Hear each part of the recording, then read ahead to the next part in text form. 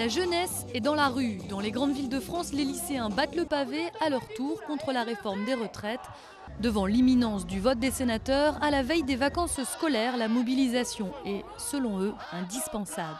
Ne vous attendez pas à ce qu'il y ait une pause du mouvement et qu'il y ait eu un arrêt du mouvement après les vacances. Non, on continuera et la seule issue à ce mouvement, c'est le retrait de la réforme et le retour des négociations. Et à ceux qui disent qu'un lycéen est trop jeune pour se mobiliser pour sa retraite, les adolescents répondent qu'il n'est jamais trop tôt pour se préoccuper du futur. Là-dedans, il y a des jeunes de 16, 17, voire même qui ont déjà leur majorité.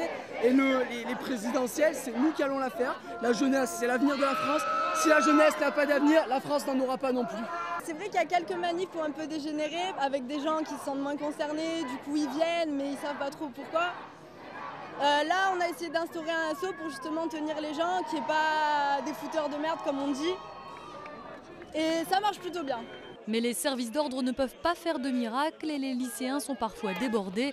Les casseurs qui jalonnent les cortèges et les blocages de lycées n'hésitent pas à se frotter aux forces de l'ordre, comme sur la place Bellecour à Lyon, où les jeunes affrontent la police depuis 3 jours.